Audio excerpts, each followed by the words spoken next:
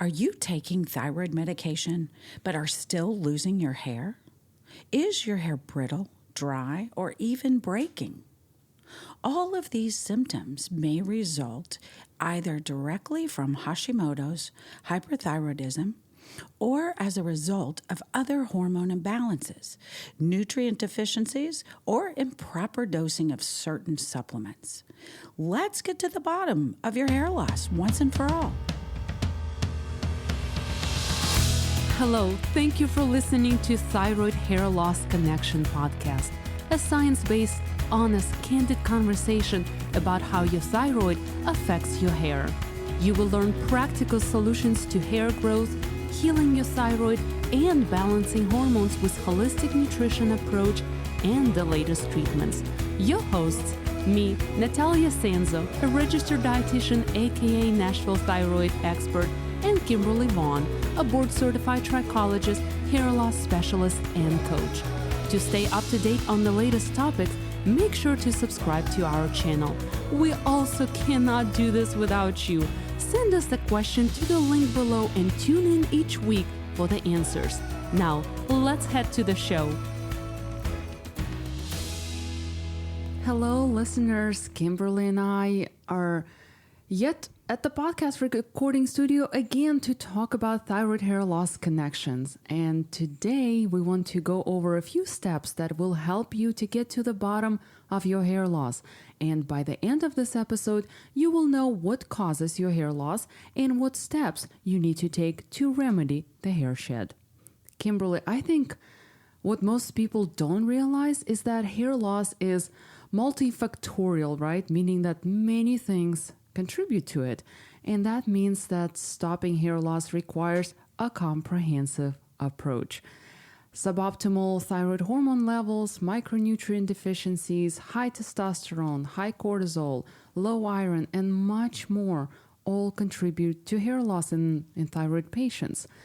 Now, without a doubt, there is a very strong link between thyroid function and hair loss.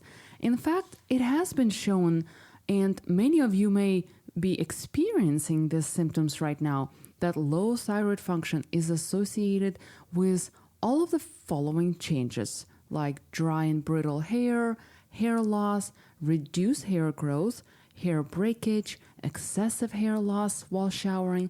And it turns out that your thyroid plays a critical role in both the development and the maintenance of the hair follicles.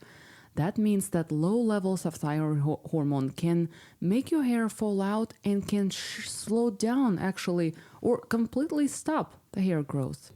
But it does not stop there, right? To make matters worse, hypothyroidism promotes nutrient deficiencies that are required for proper hair growth. We're going to talk more about how this happens and how to replenish these nutrients, but by virtue of how thyroid hormone reduces stomach acid, it can also reduce the absorption of nutrients like iron and B12, which are, we know, required for proper hair growth. To complicate things even further, thyroid hormone medication like levothyroxine, which is the most prescribed medication in the US, can cause hair loss as a negative side effect for taking the medication. Oh my gosh, Nataliia, I'm so excited. You finally touched on something that I'm like, yes, that's me. That's exactly what happened. So I like my levels to be high, just like you do, for the same reason. We feel better. We have, our hair's growing well. We're not seeing a lot of shedding. And by high levels, you mean we want low TSH and high free T4 and T3 hormone, right? Correct. Mm-hmm. Yes, thank you. But the last time that I worked with my functional physician, his recommendation was that if I wanted my levels where I felt the best, that he wanted to also add in levothyroxine. And I did, of course, I'm trying to let somebody else manage my health because I'm only managing my hair. And I noticed within 5 days of taking the levothyroxine that my shedding, I almost have no shedding. I'm very blessed and very fortunate, but I try to do all the right things, right? Just like you do. Mm-hmm. And that we're helping all of our listeners. But I started seeing a lot of hair in the shower, and this was not normal for me. So I thought, okay, I'll go ahead and I'll stay on this for another week and see what happens. And I mean, the shedding increased. And so, listeners, if this is happening to you, I'm certainly not going to tell you to go against what your provider has told you, but I would definitely go back and talk to them, because it definitely happened to me and it is real. It is definitely real. But we have to, for our listeners' sake, you don't have to stop taking levothyroxine tomorrow, because majority of people on levothyroxine do perfectly fine on that medication. But there is that 10% of us, or 15, I don't know the percentage, right? That we have hair loss. We never get to optimal levels on levothyroxine. So it's important to understand that, yes, there are other choices for medication, but you may personally not, maybe you don't have to take another medication. Maybe levothyroxine is fine for you. Completely agree. And the only reason that I stopped taking it is because it changed the condition of my hair and the amount of hair that I was losing. I really didn't notice a difference in how I felt. And, I'm sure our listeners, as you noted earlier, are listening because they've had a concern, right? Thyroid issues, hair loss issues. That's the reason they're listening. So I only point that out, that I think if you are seeing an adverse reaction, then I do think it's something to question and just not go on, and Absolutely. think, oh, well, this is just normal. It's not. Absolutely. And actually, before jumping to a different medication, I would optimize my levels first to see if that's actually the medication that's causing it. And of course, if your levels are not brought up to optimal, then switch medications. Correct. Yes. Great point, Kimberly. Yes. Good. Now, when you put all these factors together, it's easy to see why finding the root cause of your hair loss can be difficult, and why it takes working with professionals that implement a comprehensive approach. Bottom line here, hair loss if you have hypothyroidism, hair loss may occur from hypothyroidism itself as a negative side effect of thyroid medication, or from the nutrient deficiencies caused by low thyroid hormone levels. Each of these must be treated to ensure proper hair growth. Now let's talk about how to improve the health of your hair with hypothyroidism. While thyroid function is very important for regrowing your hair back, it's not the only thing, and in some cases not the most important factor involved. Oftentimes, hair loss when you have hypothyroidism is a result of multiple factors, right? Like we said, this means that just assessing for one problem, taking one supplement, or making one change will not be as effective as trying multiple things at once. That's why Kimberly and I always work together as a team. So this has to do with how your thyroid hormone interacts with other hormones and nutrients in the body.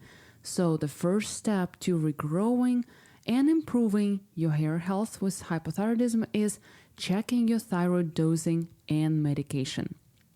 The first thing you should be evaluating is your, of course, thyroid function. I'm assuming you already have a diagnosis of hypothyroidism if you're listening to this podcast, right? That means that you're most likely taking some form of thyroid medication. And this is where things get a little bit tricky. It turns out that you need enough thyroid hormone, including T3, in your body and system to have proper hair growth. T3 and T4 prolong the duration of the hair growth cycle by blocking an inhibitory growth factor, what we call a TGF-B2. On the flip side, too much thyroid hormone can increase hair loss as well. Man, this is just an uphill battle, right? And unfortunately, there is no magical number that your T4 or T3 levels should be in order for your hair growth, for your hair to grow properly. But I always suggest aim for the upper range of optimal levels. I think my free T3 hormone is at somewhere 5.2, which is actually higher. That it's off the chart. It's higher than normal right now. But my hair grows and it's amazing. It's healthy. I feel the best. So don't rely on the ranges too much. See how you feel and adjust or ask your doctor to adjust your thyroid medication accordingly. Moving on to the second step you need to take to improve the health of your hair with hypothyroidism. Check your iron and ferritin status, guys. Don't just let your doctor order just a single iron. We have to know iron, ferritin, and TIBC. And because it's one of the most critical nutrients and often, like I said, most overlooked for hair growth, and hair health. Iron is so important for hair growth that you cannot blame hair loss on your thyroid or thyroid medication until you've increased your ferritin and other iron levels to suitable levels, right? For reference, a ferritin level of around 70 is required for proper hair growth. And actually, research shows that people without hair loss have ferritin levels above 70. So that's your aim. Studies have shown that in women with systemic inflammation, and that's evidenced by high levels of C-reactive protein, CRP, and other underlying hormonal imbalances, ferritin levels lower than 30 actually are strongly associated with hair loss. Now, let's move to step number 3 that will help you improve the hair health of your hair with hypothyroidism. We're talking about micronutrient status and supplements that actually work. Believe it or not, the role that micronutrients play in hair loss is not well understood and not well studied, but we know for sure that many micronutrients that we'll talk about are required in the production of hair growth, and therefore deficiencies in these nutrients likely lead to hair loss.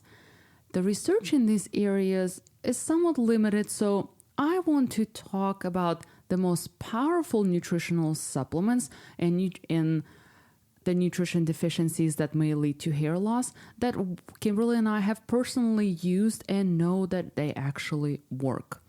We have already discussed the role that iron plays in hair growth, but there are other micronutrients involved as well. So first one is zinc.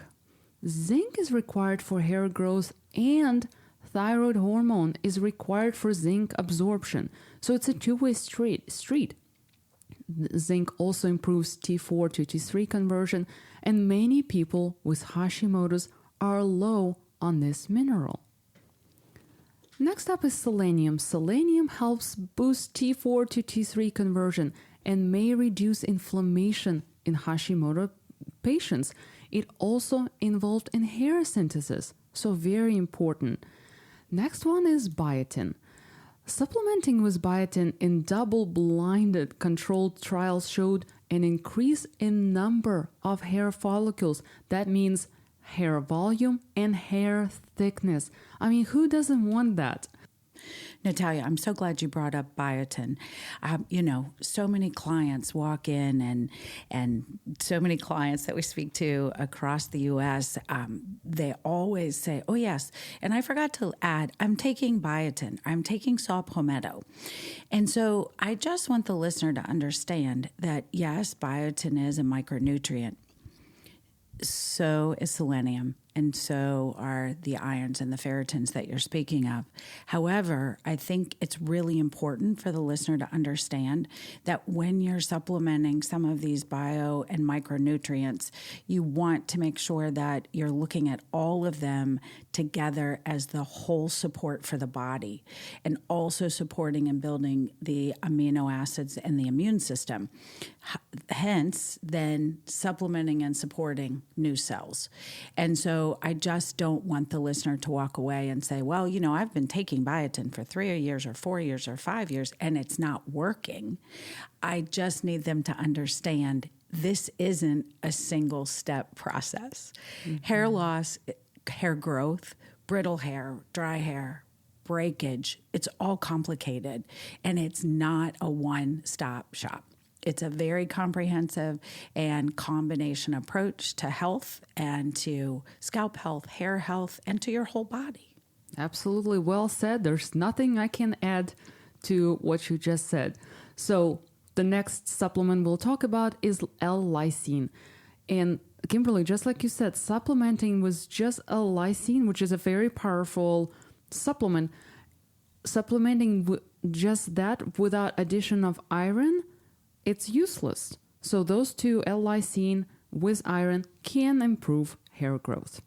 Next one is B12. B12, again, along with normal hemoglobin levels, right, where you have to look at all of the things together, is required for optimal hair growth. And remember that people with Hashimoto's are also at increased risk for developing B12 deficiencies. And actually, most of my clients that come see me, they are deficient in B12. So we have to make sure we don't just take supplements. We need to make sure, or we don't just take additional supplements. We need to make sure we replenish low levels first and then supplement. That means that it may require a higher dose at first and then taper down a little bit. So again, comprehensive approach, a blood work is essential to start improving your hair growth. So obviously there are other factors involved in hair growth, but these micronutrients are commonly deficient, right? And replenish them often leads to significant improvement in hair growth. And I know, Kimberly, you always talk about the other two supplements. Can you tell Yes, our of course. But oh gosh, there's so much packed into here. So yes, let's first talk about copper. A lot of people forget about copper, and I will tell you, it is proven that if your copper levels are sufficient and where they should be, in an optimal range, your hair will truly stay in that growing anagen phase much longer. And so, we're talking about hair growth in an anagen phase or a growing phase lasting, if possible, all the way up to 7 to 9 years. So who wouldn't want the hair to stay in that growing phase longer? Kimberly, I'm so glad you brought up copper because it's so important for hair growth. And our listeners need to be mindful of, how we talked about zinc is also important, but supplementing too much zinc for extended period of time may actually result in copper deficiency.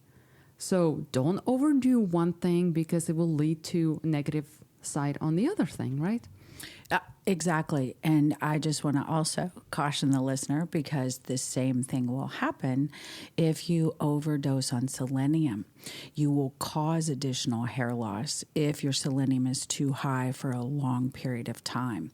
And it will certainly cause other issues that we're not going to go into at this point if your selenium levels are too high. So, I don't know how to stress this enough. And listeners, I know if you're regular listeners, you hear us say this all the time, but we really do mean it, is that having proper labs drawn, making sure that you've also checked your ANA or your autoimmune scores, it's really, really important. And I know it seems to take a little bit longer because we now use a new DNA test, and my poor clients have to wait for 2 to 3 weeks for the test to come back. But I'm just telling you, it's worth it. I'm sure that your hair loss, your breakage, your fine brittle hair hasn't just started today. And so allowing another week to 10 days to 15 days to go by so that we and you know exactly where your levels are, it will put you in an optimal recovery position.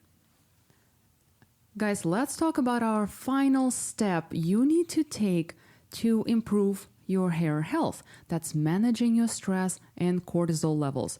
You know by now that managing stress is very important for managing your thyroid function. But perhaps you didn't know that cortisol extends beyond your thyroid and into your hair. Studies show that high cortisol levels alter the function and cyclic regulation of hair follicles. That means that high cortisol levels could be contributing to your hair loss. You know that cortisol is a stress hormone, right? which means that when you're stressed out, your body will secrete more cortisol. Constant and chronic stress results in changes at the receptor levels and may actually alter serum cortisol levels. And get this, guys, stress can both lower or raise cortisol levels. Your thyroid fits into this equation because thyroid hormone is involved directly with cortisol. A high TSH has been associated with high cortisol levels. And I know this by my personal experience because last year when Russia invaded Ukraine on February 2022, and guys, my whole family still lives there. I'm from Ukraine. My TSH levels went from 0.5 to 15 without any changes in my medication or diet. And guess what? Hair loss followed. So it's important to keep your cortisol levels normal to prevent the hair shed or to remedy hair shed. And how do you do it?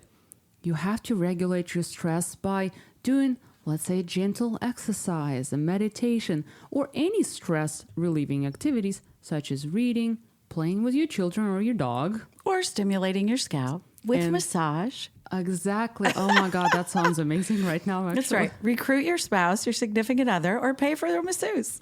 Actually, my best friend, my girlfriend, told me as a joke, or maybe not, that she married her husband because he always massages her hair, her scalp. He braids her hair, like he massages her feet. So she jokingly, in quotation marks, said, "I married my husband because of that." So yes, if you have somebody like that in your life, if not, I'm going to go looking for them. I'm going to recruit. Yes, and I know you guys, you do scalp stimulating treatments in your clinic. Mm-hmm. We do stimulating scalp treatments, and we do them actually for the purpose, as it says, it's truly to stimulate the blood flow and move the oxygen around the scalp. We forget, again, our hair is a cell. And if we're not growing new cells, we're not growing new hair. And so stimulating scalp treatments are absolutely amazing. And they make such a difference in, one, how the hair grows, two, the texture and the condition of the hair, and three, the education while we're going through the stimulating scalp treatment really helps each client and each patient. The other thing that's new for us is we also are starting to offer these treatments for post-chemotherapy and radiation therapy treatments because the patients are ready to get back to living normal lives. They also want their hair to grow back as fast as possible. And so this really kind of accomplishes two steps for them. It gives them an opportunity to come back into, obviously we're not a salon, but a clinic environment that's positive and fun, and it's not so clinical. Plus, it gives them this opportunity to know that they're improving their hair health and their scalp. So we love it, and our clients do as well. So yes, use it at home. Yes. Okay, guys, just to summarize in 2 sentences, regardless of the cause of your hair loss, you still need to look at all of the factors and check the usual suspects, which includes iron and ferritin levels, thyroid medication side effects, thyroid medication dosage and the type of the thyroid medication you're taking, status of the hair regrowth nutrients and potential deficiencies, status of your sex hormones, right? Like excess estrogen and testosterone, plus consider genetic causes of hair loss and even sensitivity to hair and makeup products. I know I added a few more things that we didn't cover on this podcast episode, but guys, we've covered them in our other episodes, so make sure you subscribe and listen to all the previous episodes to make sure you don't miss critical steps in your healing journey, I would say, right? I hope you guys found this episode helpful and have now actionable steps you can take to improve the health of your hair. If you need help on this journey, don't hesitate to contact Kimberly and I so we can get you all of the necessary blood work, a healing diet, a treatment plan, and supplements. We want to wish you a fantastic day, and we'll talk to you soon. Bye-bye.